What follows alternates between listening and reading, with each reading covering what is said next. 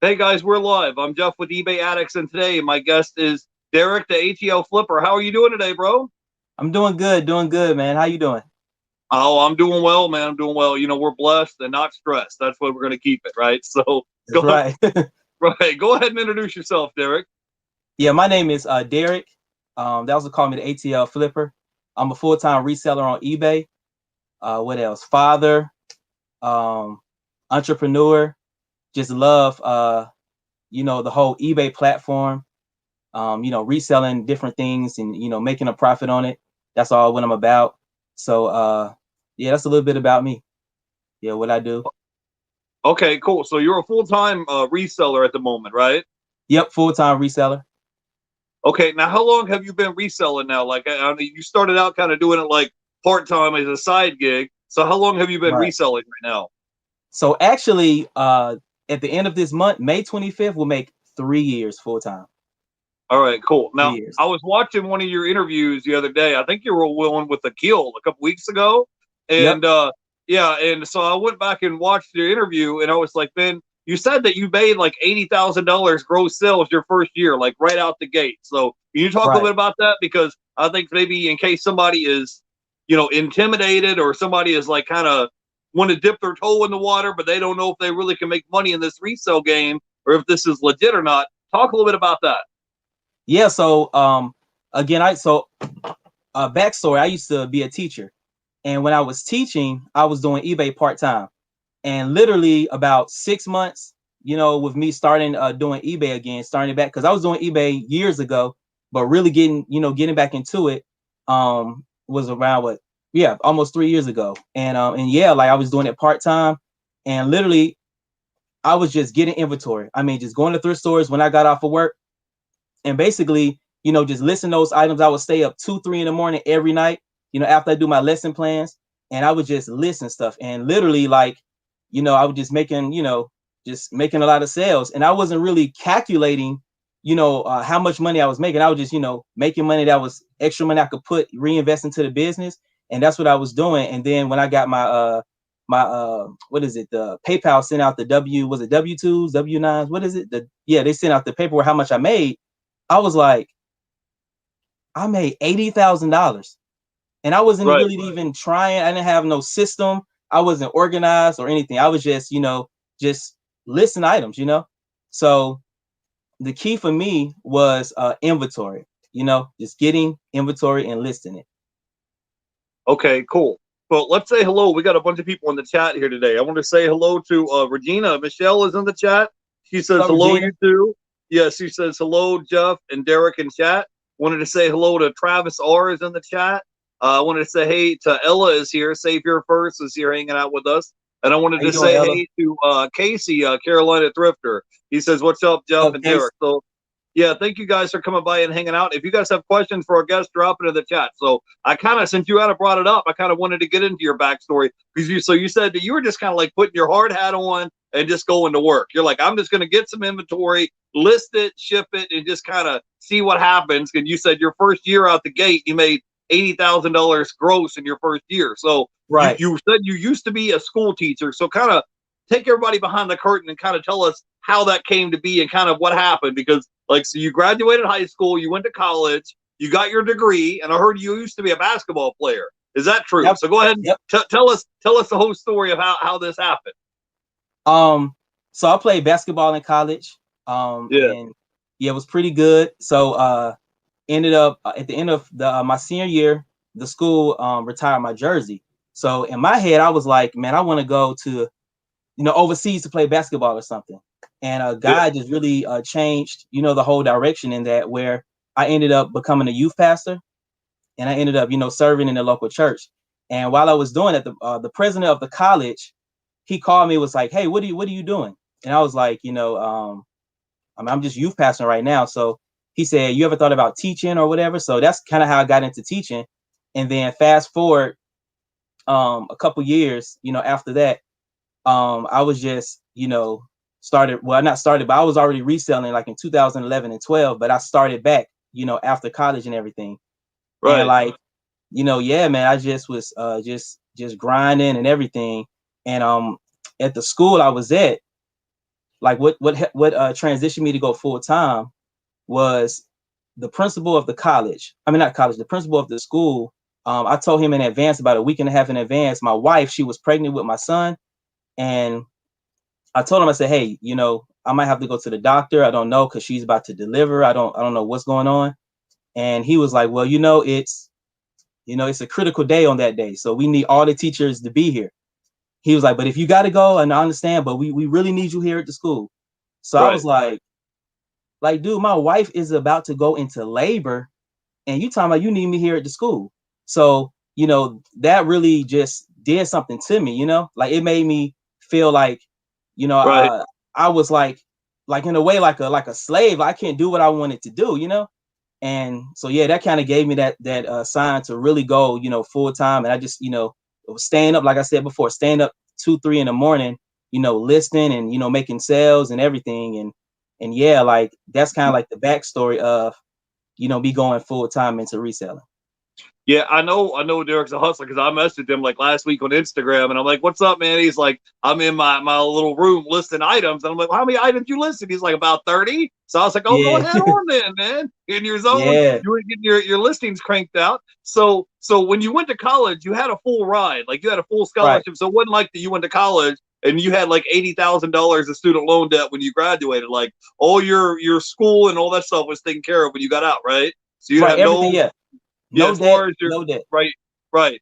And so you kind of help use some of the money you made from reselling to kind of, because like you got you and your wife's car paid off. Talk a little bit about that, because some people think like, well, I don't know if I can get into reselling because I maybe have credit card debt or student loan debt, or I got car mortgages, car payments. And my thing is like, bro, that's more of a reason why you should go ahead and do it. You can take that Right. extra money and use that money and get out of debt faster, right?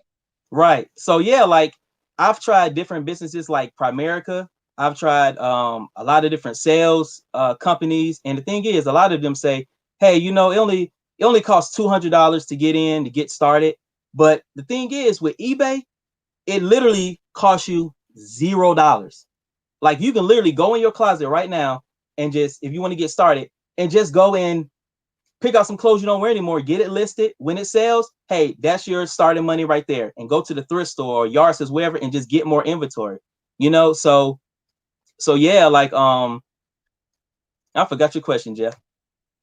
Well, I was just saying that you used eBay to kind of make extra money to kind of get out of debt, because you said you and your wife both had car Oh, right. payments. You were paying on getting your cars paid off. So that's what I Right, was right, saying. right. Yeah, so Yeah. like so really with eBay, I had to set a goal. When I really went full time, I said, you know what, guys, like I told my wife, I was like, babe, like I need to go full time. And she was like, I'll support you. I'm behind you. But I had to have a goal. So my goal was, all right, my wife, she has student loan debt. But when you get married, it's, you're one. So it's not her debt, it's our debt. Right. So, we all had debt together. So what I did was, I had to go to pay off student loan debt, to pay off our cars. And now, like, our goal right now is to pay off our house in 3 to 4 years. So we're on track Right. to doing that, and we've Man, only I'm been, happy for you. yeah, we've only been living in it since 2017. So it's like this business, has really just, taken off now. And, it's just like, it's awesome, man. So yeah, like, getting started, if you guys are interested in getting started, reselling, it costs $0. Like for real, $0. Yeah, and even if you don't have anything around your house that you can sell, you could go out and get started going to yard sellers or a thrift store and say, I've got $20, $50. Just get started where you are. And if you're like, Right. hey, if you're in a situation and you're like, man, I have credit card bills, or I have student loans, or I have whatever it is, car payments. If you're in that situation and you're like, man, I want to go ahead and get these bills paid off first, I would just encourage you just go ahead and get jumped in, just get started where you are, because what's going to Right. happen is it's going to take that snowball effect of you building up your inventory in your eBay store to be able to kind of help push that off to get these bills and all this stuff paid off, right? So Right. you And was I, in and that I think, situation, right? yeah, and You I you think a was in lot of people, oh, go ahead. you was in this situation where you were like, hey, my wife has student loans. We want to get our house paid off. We're trying to get our 2 cars paid off, and we're going to use a vehicle of reselling to help put money towards that, to getting that paid off, right? That's right. That's right. But really, it started with the goal. I think a lot of times, because I've met so many resellers that started and they're no longer reselling. And it's like, you know, talking with them, you know, just I hear that they didn't really have a goal. They just got started and they was like, all right, I'm gonna just get started reselling because that's what a lot of people are doing in our area, and I want to do it. And it's like, well, Yeah. what goal? What are you trying to, you know, what target do you have, you know, to do whatever? So yeah, to knock out. And I set those goals, and literally I'm the type of person, if I set a goal, I'm gonna accomplish that goal. Yeah. Yeah, I'm with you. I'm with you on that. I'm a goal-oriented person myself, so I'm with you on that. Let's say hello to a few people in the chat that just jumped in here a few minutes ago. We have Living a Blessed Life and Improving Daily says, yo, I love reselling on eBay. I'm in my first year. I didn't realize about bookkeeping aspect of reselling. I'm still trying to figure that out, and it's holding me back. Do you have any advice that you could give to this person if they're having issues with as far as their accounting goes? Yeah, so really, again, I'm, you know, well, not again, but I'm not a tax professional or anything like that. But I would say talk to a CPA, you know, and yeah, just talk with them and ask them, hey, what things can I write off the top, you know? So now, you know, in your head, you know, when you're making a sale and different things like that, you know what you can write off. And when you get your inventory, just, you know, I just use a Google spreadsheet. Just, you know, write it, you know, get it down, put it down, you know, what item it is, how much you paid for it, and you know, when it sells, what it sold for. So you can just break it down that way, and you have just an order of, you know, all of your items that you have, your inventory, and items that you've sold. So you know what your profit is. Right, right. It's kind of hard to do that, especially if you're at like maybe a yard sale or a thrift store or something, and you bought an item on clearance, and it's kind of hard for you to remember, like, well, how much did I pay for that? Because you don't always get receipts when you're at yard sales. You just coming Right. through and getting the stuff because you try to get in there and get the stuff before it's gone. So I think it's just like you just kind of get into a hurry and you don't think about the back end until later. So I wanted to say, Yeah. hey to Sal's HQ says eBay addicts and ATL Flipper in chat, salute. Thank you for coming by. We got the twin flippers is here. Travis R is here in the house. Regina dropped a 100% emoji is in the chat. Travis says, just do it in Nike. And we have twin flippers is here. And we got Ella from Save Here First. So guys, if you have questions for our guests, drop it in the chat. I got a few questions for you. I kind of want to know, when you were in that transition and you was just like, man, I don't know how long I want to do this teaching gig. Like, I like my job. I like being around all the students and classmates and stuff that I have, but you know, I'm ready to kind of flip gears and go full time. Like, how did that discussion go with you and your wife? Was she like supportive of it, or was she just like, I don't know, you need to have that health insurance, that 401k? And I know another thing is the teachers they have a pension as well. So once you get like so many years in the system, they have a pension. And for you to just be like, hey, I'm good. I don't need a pension. I don't need the health insurance. I go buy my own health insurance, and I'm going to kind of step out on faith and do my own thing and do this full time. Like, how did that discussion go between you and your wife? Was she on board and supportive? Like, hey, just do what you want to do? Or was it like, oh no, you need to have a 401k, you need to have health insurance, you need to have benefits, you need to have that pension? Like, how did that go when you guys sit down and had that discussion? Yeah, so my wife, man, she's the best, man. Like, for real, she's the greatest. Like, she's the greatest. Like, when I told her, you know, I felt like God was leading me to go full time, she was like, immediately, babe, I'm with you. Let's go. You know, so she was just, you know, pushing me, and she was like, you know, go ahead and do it. But I think one of the reasons, for real, and I don't think she's you know, watching this, but she started seeing, you know, that I was making double of what I was making, you know, every 2 weeks, you know, from the school. So she was like, oh yeah, if you go full time, he's gonna make more money. You know, so yeah, like I was making double doing eBay than I was, you know, teaching. So that kind of was encouraging probably to her to, you know, and everything like that. But I mean, we didn't, you know, really have any differences, you know, or anything about it. She was like, I support you. Let's get it.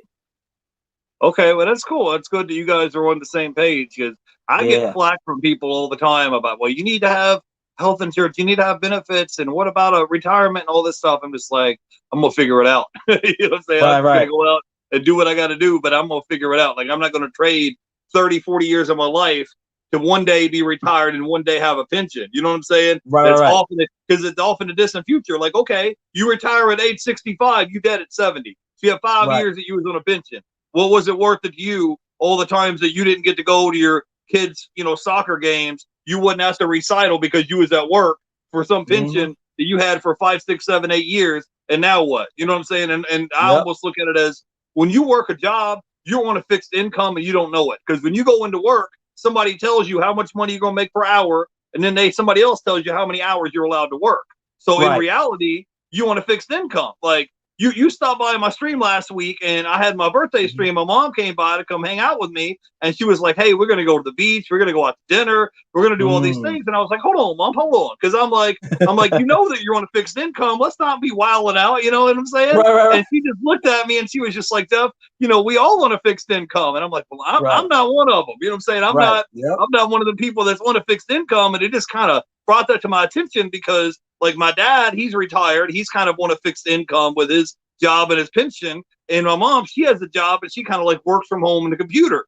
But I know that she's kind of like on a fixed income. Like, you know what I'm saying? You don't go from making $500-$600 one week to $1,500-$1,800 the next. Like, whatever your check is every week, you kind of want a fixed income. So I was like, let's not go wilding out. And so that's one thing about it is like, when you have a regular 9-to-5 job, you already know how far you can go with that job. You already know, like, there's a cap, there's a ceiling to that. You know what I'm saying? And it's no matter, at some point in time, you're going to run up against that ceiling, and they're not going to say, okay, well, he does have 10 years seniority. He did show up to work on time. He did come in on nights and weekends and holidays and help us out when he didn't really want to. They're not going to worry about all that. What difference does it make if they come to you and say, Derek, we're going to give you a quarter raise or a 50-cent raise? 50-cent raise times 40 hours a week. That's $20 gross. And after they hit you with state, local, and federal taxes, how much of that $20 you bringing home net at the end of the week? You know what I mean? Yeah, and I know, Jeff, and I know too, man. Like when during the middle of the year, you know, the teachers, we all had a meeting, and we met with the person that was over like the finances for the county, right? And when she was talking to all the teachers, she gave like the new salary for the year, and literally, it would take me 15 to almost 20 years when it comes to teaching to make $80,000, and that's cap. Like that's the most I can make, you know. And I was like, that's no money, you know, in a life that I want to live. That's not, you know, and on top of the stress from, you know, the scholars and just a lot of stuff you got to go through as a teacher. So I was like, man, in my head, I was like, I gotta go full time with this eBay thing, man. I have to, you know. And literally the first year, man, you know, made 80 grand, you know, and it took me 1 year instead of 15 and 20 years. Right. And the thing is that as a teacher, you're putting in a lot of hours behind the scenes. You're grading the kids' homework. You have continuous education classes that you have to go through. There's all these different requirements and stuff that you have to meet. And so it's like, I understand, like when I was working my regular corporate job, I was there for 10 years. I started in 2006 and I left in 2016. And I started out when I got hired in, I think I was at like $12, $13 an hour. And I just every year just went up a little bit. And when I left in 2016, I was right at 80,000. And they was just like, hey, you know, I'm driving a forklift. You know what I'm saying? I'm not even supposed to make 80,000 a year driving a forklift. And it just got to the point where this union job was like, okay, cool. Now that you've reached to this certain threshold of making a certain amount of money, now we can go ahead and put you off to the side and bring somebody else in off the street and pay them $10, $12, $14 an hour to do the same job you were doing. Where you was making 80,000, we could bring this guy in, pay him 30,000, and make him do twice the amount of work and work for half the amount of money. So I was just like, you become expendable at that point. And then regardless of whatever your job title is, if you think, oh, I'm an assistant manager, a regional manager, or whatever you think that is, that don't mean nothing. You could walk in and say, I got 10 years seniority. That don't mean nothing because you're only good to the company until you're expendable. Once you reach a certain threshold, they're like, okay, we're good. We don't need you. We got a spot for you. We're gonna put you out to pasture now. We don't need you no more. You were good. So So anyway, it's like, and it's like, you know, you have to really love, you know, what you're doing and stuff. And I love teaching. I love the fact that I could really pour into, you know, a lot of the black kids that was there because you know, a lot of the in education, there's not a lot of men. You know what I'm saying? And especially like in where I taught it, it's not a lot of black men that are teachers. You know, so like I love that aspect where I could, you know, show them, be a good example for them, you know, and, you know, all of that and just mentoring them and everything like that.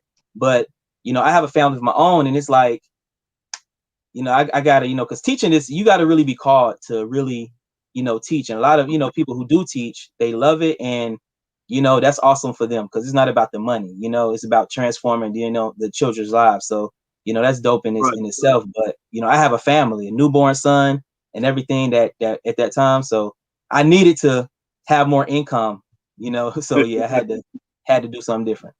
Right. My favorite thing you said, 80,000 a year, like that ain't no money. Like you're like, what am I gonna do with that? You know what I'm saying? Like that's like your reward at the end of the rainbow, right? So Right. so let's say hey to the flipping sports guy is here in the chat. We have Carolina Thrifter Casey is in the chat. He says, what's going on, Jeff and Derek in chat?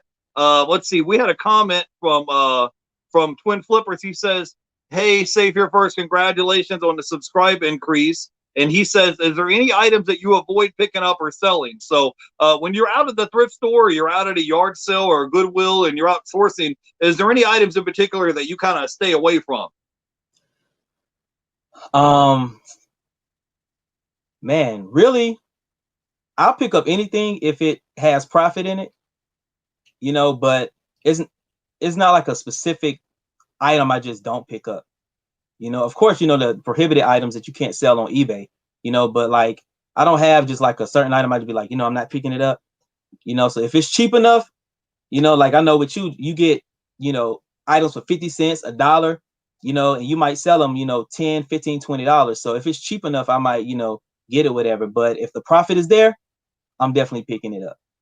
Yeah, I try to pass on clothing items just because some of these clothing items, like let's say you buy a pair of blue jeans, let's say for example, and they're 36, 32s. I'll take photos. I'll put all the measurements. I'll put if it's Levi blue jeans 616 or whatever. I'll put all that in the description, and then after I get done, I can put up 5 photos, put all the information in the description, and I'll still be getting 99 questions about like, hey man, what size are these? Can you send me measurements? All this stuff, you know, is there anything wrong with them? And I just don't like having to go back. And I'm like, man, I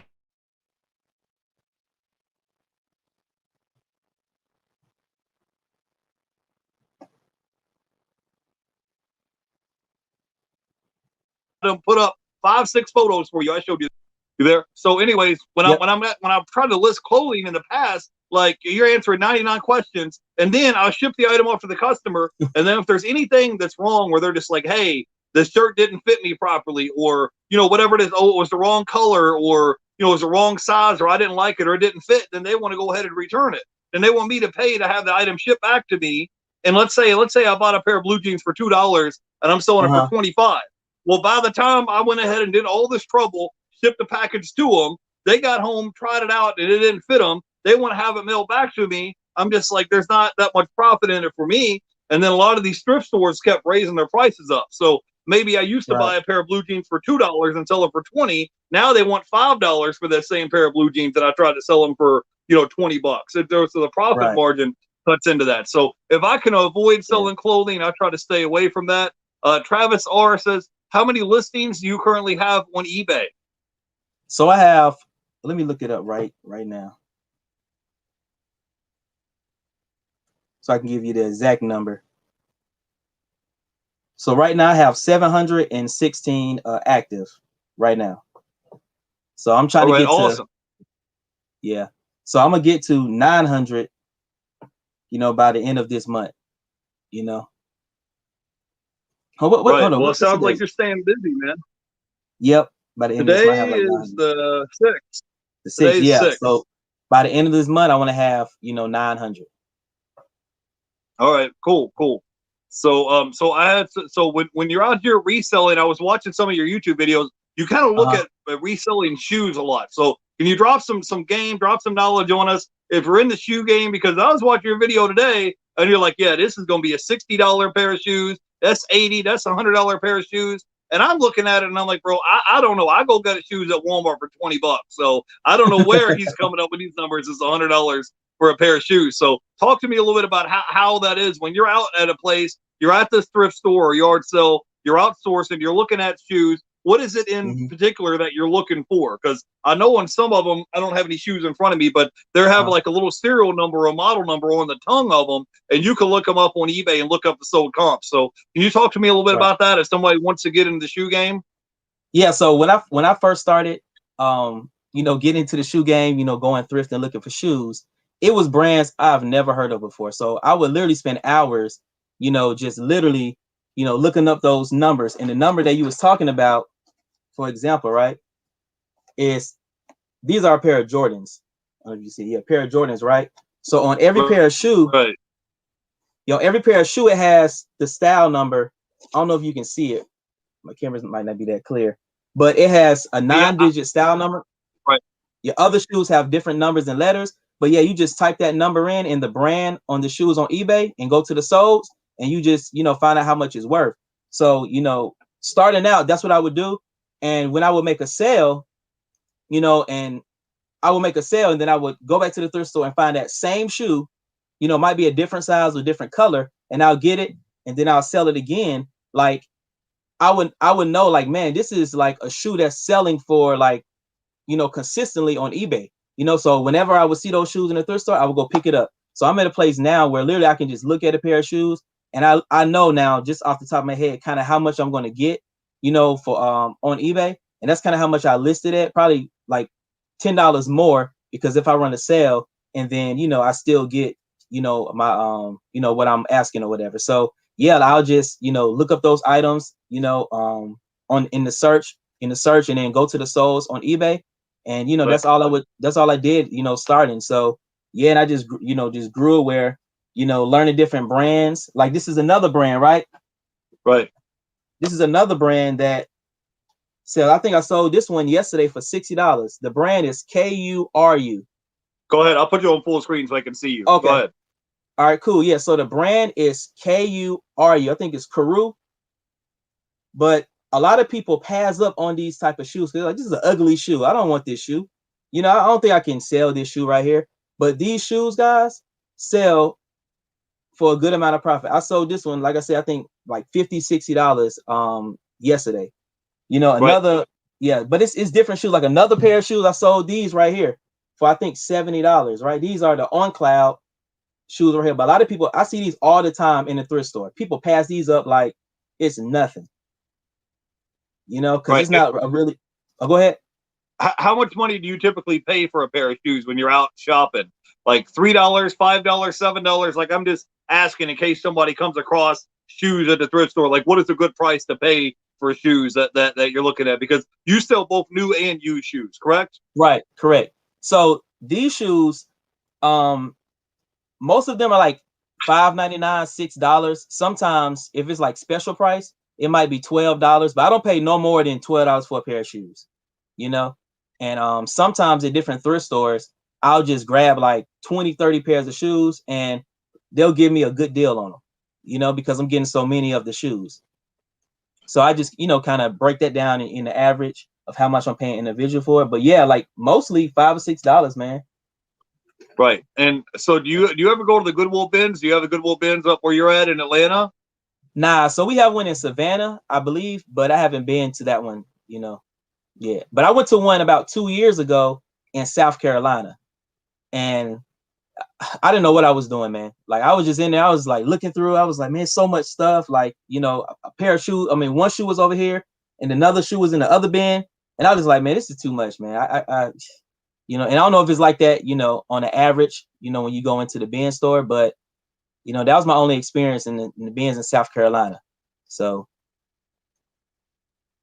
You know, I was just bringing it up because sometimes you could get shoes that are pretty cheap there at the Goodwill bins. But like you said, there might be one shoe maybe way over here in one bin, and the other one may be way on the other side. So you're playing a match game trying to put two of them together. But yeah, I saw one of your YouTube videos, and you was out at like, I think it was like a Nike or Adidas outlet or something, and you had bought some shoes that were new in the box, and you were like, look at these sold comps right here. These shoes are going for $100, because if you guys don't know, if you don't sell a lot of shoes, if you sell shoes that are at least $100 or more on eBay, then you pay zero fees as far as the eBay fees go and all that. So can you talk a little bit about that and kind of talk about how that went as far as you finding sold comps? Like, look, I found these shoes. These are still new in the box. I don't have to do no cleaning, no work. All I got to do is take photos, list them. Boom, I'm turning my initial investment into $100 that quick. So talk a little bit about that. Yeah, so when I went to the Nike clearance store, same thing. When you look up shoes, you just put in that style number and look up the soles, if it's pre-owned or if it's new, and you'll find out how much it's going, and also look at the date. You know, so when I went to the clearance store, I found like 7 pairs of Vapor Max, Nike Vapor Max. And as I was looking them up, I was like, man, they only wanted $100 for, you know, all of the each shoe, and it sells for like 180, 200. sometimes $250. So I was like, man, I spent like what, $1,300 for both of the days, you know, while I was there. But I've already sold out on the Nike Vapor Max, you know, so they're you know selling fast. But yeah, like I just look them up like any other shoe, and if the profit is there, which you know the profit was there about $80 to $90 profit, so I'm definitely definitely got those. So yeah, like it was pretty dope because that was actually my first time going to the Nike clearance store in a long time, and yeah, it was pretty cool, man. Yeah, I'm not really big on selling shoes, but since eBay changed the game up where they're like, hey, if you can sell Yeah, shoes for at least $100 on eBay, you pay zero eBay fees. That kind of got me interested in it because I'm like, man, if you find a pair of shoes for, let's say, $25, $30, and you could turn around and sell it for $100, let's say you bought it at 25 and sold it for 100, you didn't have to pay all those eBay fees in between those two prices. So, right. that's going to cut in, there's more profit that you can make now because you're not paying whatever the 10-15% is to eBay because you found those pair of shoes and sold them for at least $100. Now, And also with some of these shoes, they have like authentication thing. Can you talk a that's bit what I was about gonna that? say. Where if it's a Yes, certain, go ahead, go yeah, ahead. yeah. So what's so cool about selling the new shoes, right? Is that you send them. So I live in Atlanta, and the location for the was it authentication place where they check the shoes is in New York. So I'll send the shoes to New York, and they'll authenticate it. And this is what is so dope about it is that say if the buyer get the shoes and they say, hey, these shoes are fake, these shoes are worn or whatever. The thing is, eBay's going to give it, going to side in my favor because they had their authenticator look at it, make sure that it was brand new, make sure that it was authentic and everything. So I'm good. So that's something that's really cool that what eBay does now is they'll authenticate your brand new shoes for you, when you get them. So you don't have to worry about returns or anything like that because it's authenticated. Right. So somebody comes back and said, hey, man, these Jordans I bought from you, this ain't legit. I want to return. I want a refund. You're like, no, I got them sent off to this authentication place. They already was authenticated before they were shipped to you. So I already got them Right, certified. So when you're out right, at the thrift store and you're looking at shoes, how do you know if they're real or fake? What do I need to look at? Like, well, how can you tell the difference between something that's legit or something that's fake? Because some of them look very similar. Like you could have two of them right next to each other side by side. And if you're not an right, expert and you're not in that field every day, you may not know the difference. You might just look by, like if I walk by and I saw Nike or I saw Adidas or Under Armour, I would just assume that's what it is from face value. Like I wouldn't have a clue if it's really legit or not. So what do you do when you're at a place and you have a pair of shoes? What is it you're looking for? Is there something like in the soles? Is there something that you can tell us that we need to be on the lookout for to make sure that it's legit when you're buying them? yeah. So for example, with bankers, they're not trained on like to know what's fake money. They're trained to know what's real, right? So really and so when they experience, somebody giving them fake money, they already know this is fake, because they know like what real feels like, what it smells like, how it looks and everything. So the more you go to the, thrift store, wherever you get your shoes, like, and you when you get, authentic shoes, you'll know how it feels. You'll know the weight of it. You'll know the material of it because the fakes, like especially on Jordans, a lot of the fakes have a cheap material in it. Just like when it comes to purses, like you can tell a lot of times with the purses, like the stitching, you can tell the way the leather feels, right? But it's if you're new if you want to get involved in the reselling shoes or whatever it is, and want to know if it's authentic, honestly, look up the style number and the style number, a lot of times, if it don't come up on eBay, more than likely it's fake. And if it don't come up on Google, then it's definitely fake.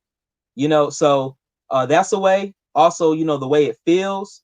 And what I would do, honestly, is I would just go and somebody that might be looking at shoes with you, just ask them, hey, do you know anything about like, Jordans or Nikes or whatever? And if they do, ask them, hey, are these real? And they can give you, some idea on, what's real from fake too, whatever. But, you know, when you've been like, since I've been selling for a while, I already know, not even touching it, I can look at it, or those are fake, because I know what the real looks like, you know?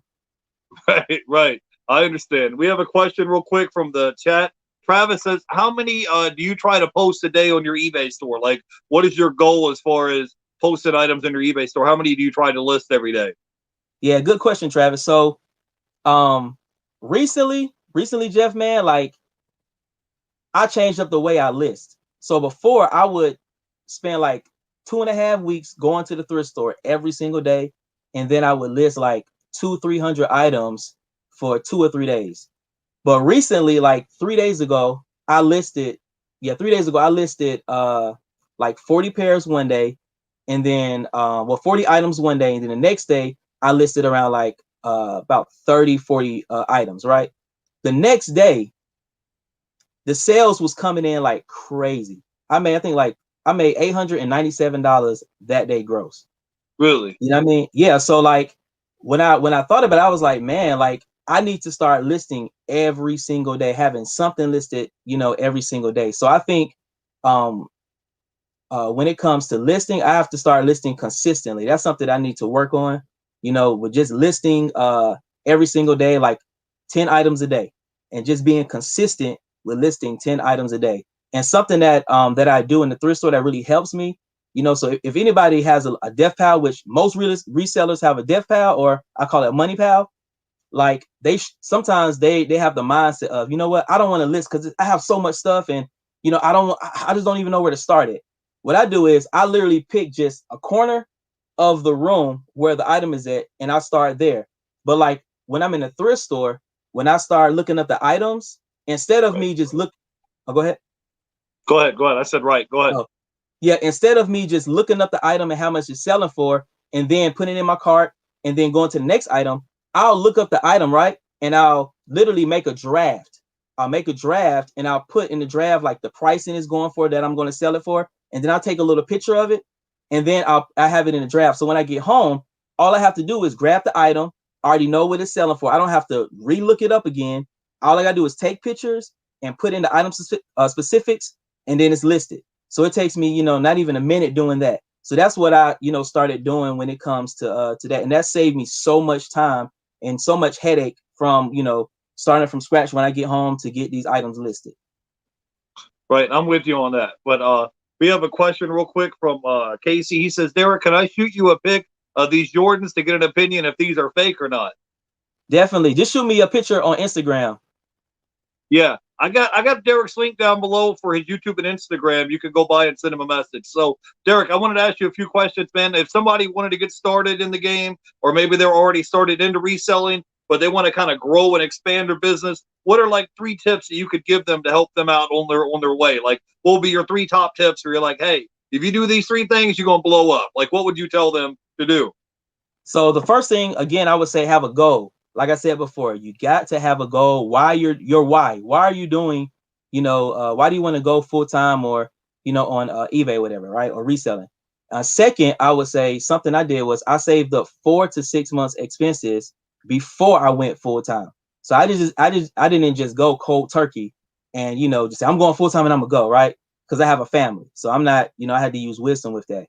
And then the third thing is really just consistency, being consistent in what you're doing, and seeing the end goal, like not seeing, what's ahead of you. Because a lot of times you can see what's in front of you and you're like, man, I don't even know how I can get there, but you have to keep in your head and your mind, like the end goal. Like, I'm keeping the end goal. I know I want to go full time doing this thing. And you have to say, you got to tell yourself, I can do this. I can do this. And encourage yourself. But I would say, the first thing is having a goal. Second thing is to have 4 to 6 months saved up if you want to go full time. And then the third Right. thing is to be consistent. Okay, awesome. We had a question here, a comment. Travis says, I buy shoes from Ross and Marshalls and sell also on eBay also. So if you're at Ross or Marshalls, because I don't shop there a lot, but I've watched other Yeah. YouTubers like say like Hustler Hacks or something like, and I'll check them out on Instagram or YouTube, and they'll be like, hey, I found these pair of shoes for $20.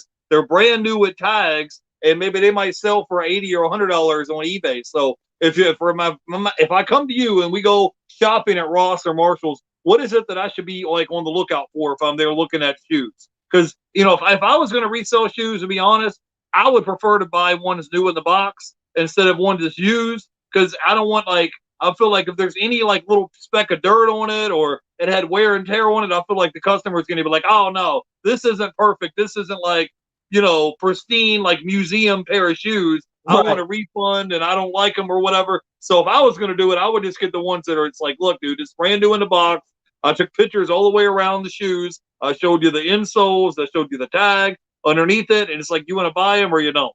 I don't want to go back and forth of doing all the work, shipping the box to them. And they say, oh, well, it had a speck of dirt on it or there was something wrong with the shoelaces or something. And I want to return them.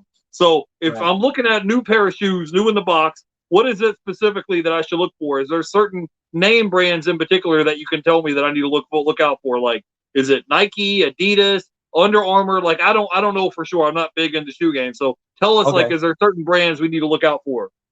Yeah, so you have, of course, the top designer brands like, you know, Prada, Gucci, Louis Vuitton, you know, those, and it might depend on where you live at. It's, you know, you might not find those, but the average, you know, brands that are in thrift stores or in, I mean, not thrift stores, but or like in Ross and Marshalls are like Nikes. You may find some Jordans in there. They have like Asics, Mizuno, New Balance, what else? What I say, Adidas, those, you know, average type of brands, whatever. But in every brand, you have that like shoe that really sells for a good amount. That's like the top, you know. So when it comes to New Balances, right? Marshalls and Ross, a lot of times they'll have the 990 series. Or so on the side of the New Balance, I think I have a pair somewhere, but it'll have the number 990, 994, 999. Those shoes sell really well on eBay. Not every New Balance sells for a lot, but those specifically, that type of shoe sells for a lot, you know. And then you have like Adidas, you know, and with Adidas, you have the Cloud Foam, which don't really sell for, you know, a lot. And then you might have Boost, which sells, you know, $40-$50, you know, brand new. Sometimes you can get a little bit more now because it's actually oversaturated on eBay. So but look up those style numbers, you know, like before, look them up, and as you keep looking them up, you'll start to get like a what's the word? You'll start to see which shoes sell, you know what I'm saying, you know, for a good profit. So when you see those in Ross and Marshalls, you know, you can pick them up. And one thing I like about Ross and Marshalls is that you have 30 days to return the shoes. So you don't have to really worry about not getting your money back. Like a lot of thrift stores, once you buy it, that's it. But with Ross and Marshalls, you can, you know, take them back and get your refund, you know, back in 30 days. So if you bought, let's say you bought a pair of shoes for $20, you list them on eBay for $80, you still have the receipt. Let's say you went to Ross or Marshalls, and within 30 days, for whatever reason, you're like, hey, these shoes aren't selling. I still got them new in the box. I would like to get my money back and put it in something else. You can go take it right back to the store, and they'll give you a full refund, like right there on the spot. Full refund. Yep. Okay, cool. But if you shop it at the same Ross and Marshalls, you don't want to do that consistently, because when they see you coming in, best to believe they're gonna be like, oh, here come this guy. He's returning 5-6 pairs of shoes, you know. So, you know, but I mean, you can if you want to. But what I'm saying is you're taking a lot of the guesswork out, because it's like you almost have the teacher's manual, because you're a teacher. You have the teacher's edition in your hand on eBay. You're looking up sold comps on the past 90 days. You have the item right in front of you with the tag. It's new with tags. You have the SKU number, the model number in front of you, telling you, you know, what the type of serial model number it is, right? You already know what it's selling for. And then worst case scenario, you drop $20 on these shoes or whatever it is, and they don't sell, or you don't make your money back. You can go and take them back to the store and exchange them and get your money back. So you have very low risk. And on top of that, if you can find some that sell for at least $100, you don't have to worry about paying all those eBay fees and stuff on top of that as well, right? That's right. But the only thing is, with Ross and Marshalls, you're going to pay up a little bit, right? So you may find some shoes for $20, $30, but a lot of times the shoes are 40, you know, 40 and up. And the thing is, I mean, the profit you might make, you know, 80 to 150, sometimes $200 off of it. But for the most part, you're going to be paying up. Like at thrift stores with used shoes, like, you know, you paying $6-7, sometimes $10 for it, you know, and you can, you know, clean it up a little bit and resell it for 80, 90. So, it has its, pros and cons with it, but yeah, it's really whatever, you kind of, whatever the individual likes. Okay, cool. Travis has a question. He says, have you picked up an item that you thought would sell fast and didn't? Many of them. Many of them. Yeah, from electronics, from toys, like, because thing is, some items are seasonal. So like, I would get some items now, and I would think it's going to sell fast, but then it doesn't sell. But then 4 or 5 months down the line, it sells for more than I listed it for. So because a lot of times what I do is I'll list the item, and if it doesn't sell, I'll try to add like $10 to $15 on top of it, because I know the item's going to sell. I know it's a good item, good, and I'll just add on $10 to $15. And a lot of times it's kind of crazy that people will pay more money for it once I, relist it for more money. So sometimes I'll use that trick and make a sale, and other times I just have to wait, until sometime down the line to flip it.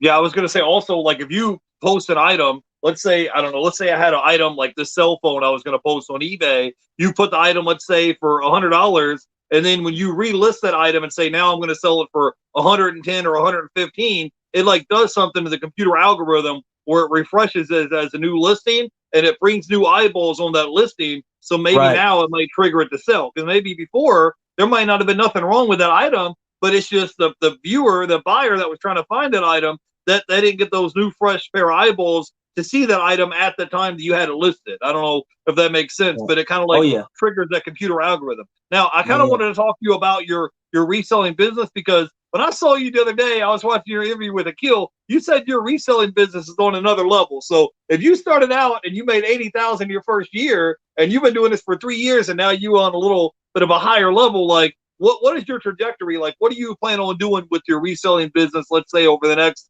2, 3, 4, 5 years, like in the future? Like, what are some of your plans that you have for yourself and your business and your family? Yeah, so I know for my business, in order for me to really let's say level up, or take it to another level, I can't go out thrifting how I do as much. I have to spend more time with listing, or hire somebody to list. But I already have 2 people. I talked to one person today, right? But I already have 2 people that I known for a while, and they have pretty good eyes when it comes to getting items and stuff. So I told them, I said, hey, would you be interested if I hire you and you go thrifting for me, and you just bring me the items and I'll pay you for it? And one of them said, definitely. I would love to do that, because they don't really like listing their item, or that they get whatever. So that's like right down their lane, and they're really, really good. I'm talking about really good at thrifting, from shoes, from antiques, from clothing, everything. So but I know in order for me to really scale it up, I can't do a lot of things that I'm doing now. I have to be more free to do other things and stuff. So yeah, but that's one thing that I see, with hiring more people, hiring somebody else to list for me, but really just having it on go speed. Just people come and they list, and they take pictures, go sourcing for me, where now I can just work on other things in the business, to take it to the next level. Yeah, I'm with you, man. One of the things that I've been doing a lot this year is because we had that lockdown last year in 2020. So instead of me, like, I don't mind going to thrift stores or yard sales or whatever, but sometimes I feel like, man, I done spent an hour out of my day and I came home with 5 items, and I had to go fight traffic, find a parking spot, wait in line for 10, 15 minutes to check out. I'm going through all this hurdle. So what I've been looking to do is try to buy items in bulk. So if I can get 100, 200, 400, 500 items at once and either have them shipped to my door or go by and pick them up, then that helps me save time and energy and money. When you get a better deal when you show up, and I say, hey, just like you said earlier, when you're trying to buy 20 pair of shoes, you get a better deal buying 20 pair of shoes as you would buying 1 or 2 pair. So when I'm going to go buy merchandise and I got to go to the checkout lane, like, I'm looking at it like, okay, if I could show up and check out and buy, let's say, for example, I'm buying CDs, right? So I'm looking at this one pile of CDs, and I could buy 1,000 of them for $389. So that breaks down my buy cost as 38 cents a piece. Now, if I have 1,000 of them and I could turn around and sell them for 10, 15, $20 a piece, and I ain't got nothing but 40 cents a piece tied up in them, now you're turning your $400 investment into $10,000, $15,000. Because let's say worst case scenario, you sell them for $10 a piece times 1,000. Well, $10 times 1,000, that's 10,000. So that's kind of the way my mindset is. I'm like, man, how much is my time actually worth? Because I can go out here. There's sometimes I'll go to 2 or 3 thrift stores and I just strike out and come home with nothing. And it's not that I'm doing nothing wrong. It's just that it takes time. When you go in there and you clean out one of these mom and pop thrift stores, they don't just like restock overnight. They're not like Walmart or something. It takes a while for them to kind of go through and restock their merchandise. So sometimes it might take them 2, 3, 4 weeks to restock. And meanwhile, you're knocking on doors looking for new merchandise, and there ain't none to be had because you ain't the only thrift store guy in town looking for merchandise. And you go through and clean them out, and it might take them 2, 3, 4 weeks to restock. So that's what I kind of been looking for. For me, that's kind of like been my little cheat code, is looking to see if I can get stuff in bulk, see if I can get 500, 1,000 items at one time, because now I have more leverage and I can get them at a better price. And instead of going to the checkout lane and saying, hey, let's say I have this one item and they're asking $1 for it. Well, I got to pay $1 because I'm only buying one of them. But if I go to the checkout lane and say I'm buying 100 of them, now maybe I could get the same item for a quarter or 50 cents a piece. You see what I'm saying? You have more purchasing power because you're buying them in bulk. And then once you buy them in a wholesale lot, then I can chop them up and sell them off individually.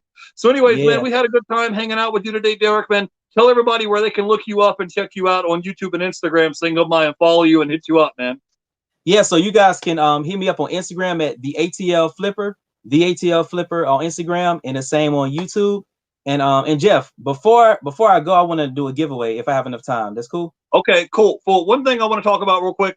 Tell everybody about your YouTube channel, because I looked you up. You just started like 3 months ago. So what started you to create this YouTube channel? Because I feel like you just wanted to try to do it to try to help people. You weren't here to like, hey, I want to have 10,000 subscribers and grow my channel. You were just like, hey, I want to see if I can put this content out to help other people. Like, talk real quick about what your YouTube channel was all about. All right, yeah. So again, like when I go to the thrift stores previously, like a lot of people would ask me, hey, young blood, hey man, hey, what about this item? What about that item? How much would this? And literally, like, people would hear the conversations, and the other people would come, and I'll go down the aisle to come up to me, hey, do you know how much this is worth? How much do you think I can get for this if I want to resell it or whatever? So I was like, look, I'm gonna just start a YouTube channel, and I'm gonna go thrifting, and I'm gonna show you all what these items sell for, and I'm gonna show you guys when I sell them how much they sold for. So I'm not just telling you off the what I think they're gonna sell for, but you can see what they sold for.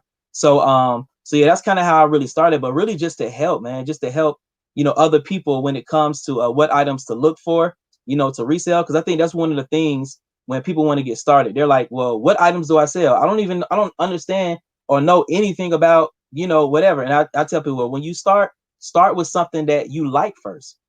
If you like antique stuff, start antiques. If you like shoes, start with shoes or clothes, And but yeah, that's one of the reasons why I started, the YouTube channel, because before I was like, man, I'm not trying to do all that, man. But the freedom that I have, man, now, like, that I'm full time, and like just the peace of mind. I don't have to worry about somebody telling me, do this, do that at a certain time. Like, I want others to experience that. You know what I'm saying? Like, to experience that freedom. So I love to just give whatever information I can give, whatever knowledge I have, just to give it out. So that's, in a nutshell, why I really started my YouTube channel. I feel it, man. Sometimes I'm at a thrift store and somebody will be like, hey, I overheard your conversation. How much can I get for this? Or someone came up to me the other day and was like, hey, I have a bunch of old Disney VHS tapes. Are they worth anything? And I'm like, you have an app on your phone? Or you have a barcode? I'm like, all you got to do is scan this little barcode and look up sold comps, and it'll tell you. But if they don't do it every day, they think that you're the expert in every category and everything. So but that's what I love reselling, is because if you're a single mom, if you're a college kid, if you're somebody who's retired and you're in your 60s and you have some extra free time and you want to make some extra money, you can go out and hustle and do that and make money on eBay and still do that. There's people that go out on the weekends on Friday, Saturday, Sunday and hit yard sales and kill it and make $800, $1,000 a week in sales on eBay just doing it part-time. So if you just wanted to do it part-time, you can do that. Like I said, if you're some college student that wants to make some extra money on the side, you can do that. It's all up to you. You're going to get out of it what you're willing to put into it. So let me say hey to a few people in the chat. We got Ella, save here first. Travis says, I just subscribed to your channel, Derek. And Regina is here. She says, delegate. My buddy BK from the Rockies says, like, share, subscribe, and comment. And I wanted to say hey to Leroy is in the chat. He just said hi.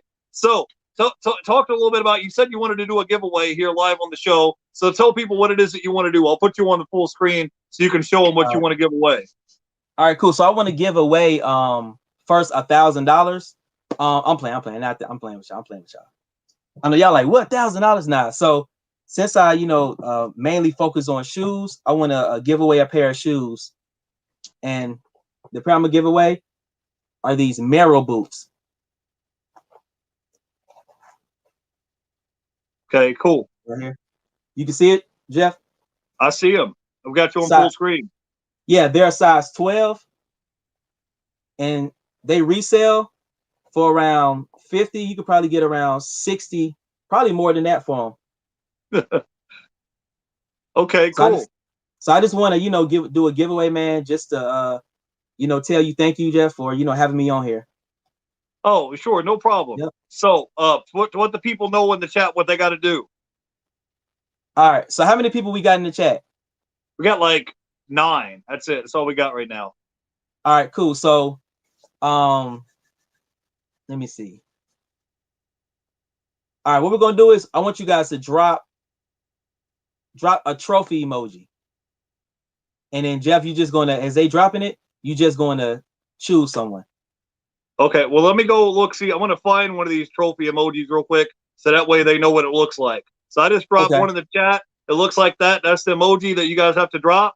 And then I'm gonna pick somebody. And then once you pick somebody, then you can hit him up on Instagram and he'll get them out to you. That's funny because I don't know a whole lot about shoes, but when you held those shoes up, I'm like, those are gonna sell for at least $50.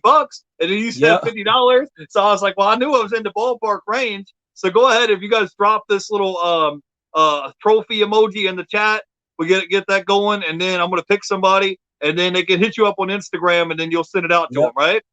Definitely. Yep. All right, guys.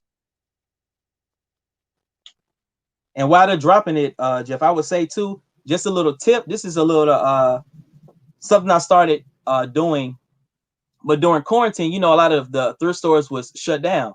So what I would do is there's an app called Nextdoor, and on the app you have neighbors and stuff that's in your area and everything. So I would ask, I made a post and say, hey, if you guys have any items that you don't want to necessarily throw away, that you would like to donate, but I know the thrift stores are closed, you can donate them to me, and I let them know I'm a full reseller.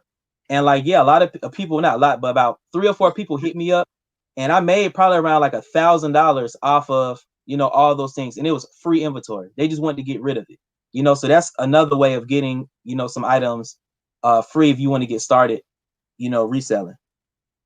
All right, let me scroll through the chat real quick, and I'll pick somebody. You ready? Let me know when, Derek. I got my eyes closed. Let me know when.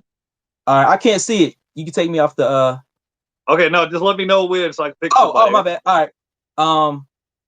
Countdown. 3, 2, 1, go. Ella, save here first, Ella. Hey. Congrats, so Ella. So yeah, he's got your shoes right here for you. So all you got to do is hit him up. I have his link down below for YouTube and Instagram. Hit him up on Instagram, and then once you do that, he'll go ahead and get them mailed out to you. All right. Awesome. Congrats. All right. Awesome. So, hey, Derek, man. So we had a fun time hanging out with you today. We've been on the show for live for an hour. I usually try to keep my guests on for around 45 minutes or an hour. So, go ahead, man. Give me your final thoughts, and then we'll have you on it back again sometime. Definitely. Oh yeah, this was fun, man. So thanks again for having me on here.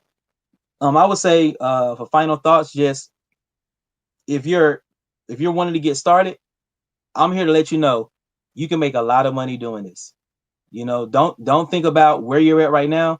A lot of the tips that we gave you guys, take those tips, rewatch this if you have to, jot down notes and get started. First thing is get started. And if you're already reselling, like, and you have a money pal, get that stuff listed, because that's money that's literally just sitting there. And then the longer it sits there, the more probably discouraged you're going to be. So just get up, get it listed, and make that money. So yeah, I love just thank you guys again for coming on and supporting my channel, and just supporting what I do. I really appreciate it. And thanks again, Jeff, for having me. Yeah, no problem. Yeah, I have Derek's channel, his Instagram and YouTube is linked down below. So if you're gonna go ahead and follow him, you go ahead and do that. And yeah, I just posted something today in the community section, guys. I don't know if you guys have noticed, but there's like 187 million buyers on the platform. And when I say active buyers, that means people that have physically bought something off the platform in the past 12 months. So it's 187 million people. So you got 187 million reasons why you should be listing items. Just get it listed and get it on the platform, and then it's gonna get sold. So just get out there and hustle and make it happen, man. And I will see you guys later. You can go follow Derek. His links are down below, and I will catch you guys tomorrow on Friday. You guys have a great day. Have a great weekend. I'll see you later. Bye, everybody. Bye. All right, y'all.